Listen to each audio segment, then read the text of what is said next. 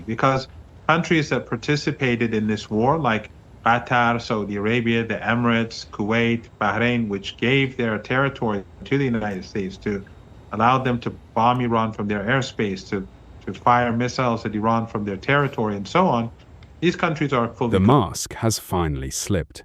We are seeing exactly what happens when billionaire-backed media platforms give a megaphone to the most extreme fringes of British politics. You are about to see Ben Habib, the property tycoon and former deputy leader of Reform UK, sit on a GB News set and argue with a straight face that the British state should effectively let people, including children, drown in the English Channel. This isn't common sense border control. It's a total abandonment of basic human decency and the international rule of law, all served up as a prime-time debate by Patrick Christys. What's at stake here isn't just a policy discussion on migration, it's the very soul of our public institutions. When these figures demand that the Royal Navy or Border Force violate their most fundamental duty, the preservation of life, they aren't just attacking refugees. They are attacking the moral fabric of our frontline services and pushing a radical, anti-human agenda that would have been unthinkable in polite society just a few years ago. If you are new here, take a second to subscribe. It really helps the channel. I'll give you my thoughts at the end, after the clip. People are very happy to see that the United States has backed down from its foolish position. Remember, at the beginning, it called for Iran to capitulate. It said total, complete surrender. And then it had to change its position. And finally, it gave a 15-point plan that Iran rejected. And then came the Iranian plan. And the United States agreed that this would be the framework for negotiations. Now that Iran is not naive, and Iranians are not naive. We don't expect this to be smooth sailing at all. But the point is that after 40 days, the regime in Washington and its allies and those who were complicit in this war and the Israeli regime recognize that Iran is very powerful.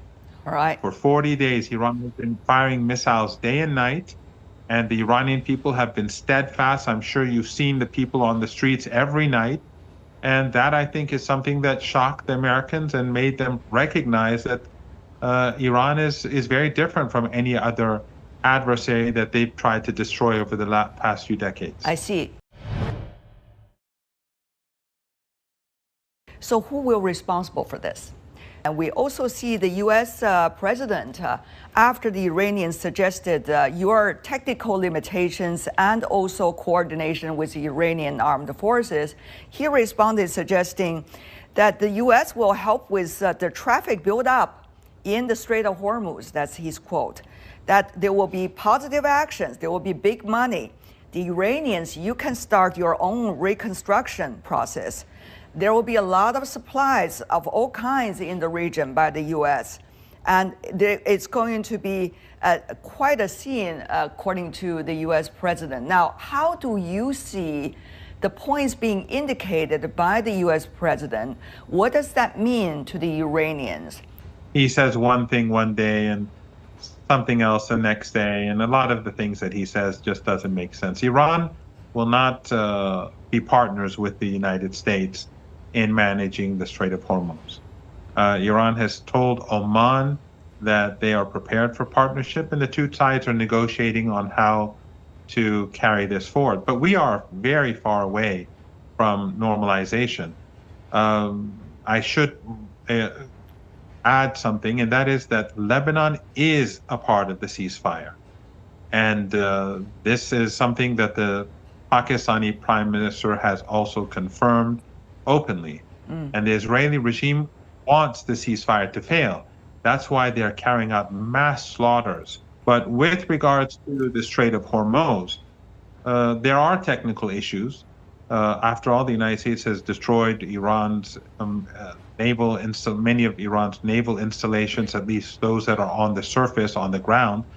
And there is a huge buildup of ships. But also, I think the Iranians are going to use the Strait of Hormuz to make sure that the United States does not use this period as an opportunity to attack Iran again. Remember, and I'm sure you do, we were negotiating with the Americans 9 months ago, and they were secretly conspiring to attack us. Right. And then before this war started, we were negotiating. There was progress. The Omani foreign minister said there was significant progress, and then they attacked us again. Right. So the Iranians want to make sure that the United States is not in a strong position where it can just suddenly turn and strike us again in the coming days or weeks. Professor, if I could follow up, people understand it very well that Iran is using the Strait of Hormuz as a strategic choking point in your strategic defense against the U.S. And Israeli attacks on Iran.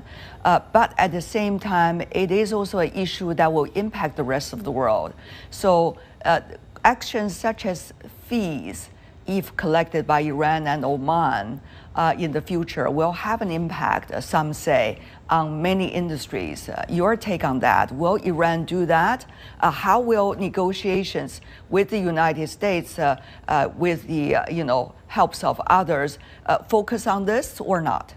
I do know that with regards to fees, the Iranians are going to treat different countries differently, because countries that participated in this war, like Qatar, Saudi Arabia, the Emirates, Kuwait, Bahrain, which gave their territory to the United States to allow them to bomb Iran from their airspace, to fire missiles at Iran from their territory, and so on, these countries are fully complicit in the war. But, for example, Iran has said that the status of Iraq is different from these countries. And Iran has also spoken about China and other friendly countries. So I think all of these are going to be taken into consideration. Those countries that have caused harm to the Iranian people, that have helped with the slaughter of Iranians and destruction of Iranian infrastructure, obviously those fees will be directed towards them in order to rebuild the damage that they've caused. But I think that we're going to have a different system for different entities. The Iranians has proposed the 10 points as the basis for negotiations with the United States, according to some media reports coming out of Iran. Tehran demands an end to U.S. aggression, recognition of Iran's control over the Strait of Hormuz, and recognition of Iran's right to nuclear enrichment. Iran also seeks the lifting of sanctions, all primary sanctions on the Iranian government and related bodies, plus secondary sanctions on the entities trading Iranian oil products, and petrochemicals. Iran also seeks the termination of UN Security Council resolution against it, 6 adopted between the year 2006 and 2010, and one snapback measure in 2025. Of course, all of this are among some of the contents related to the 10 points being proposed by the Iranian side. But there's one point that is very important, that is what's going on with the uranium, and also what is going to happen with the Iranian nuclear programs. As we know, it's not nuclear bomb yet. We want to make sure that is not the misconception. So what's going to happen to that? No, we haven't come to any such agreement. And Iran is not going to give up nuclear enrichment. That's part of Iran's sovereignty.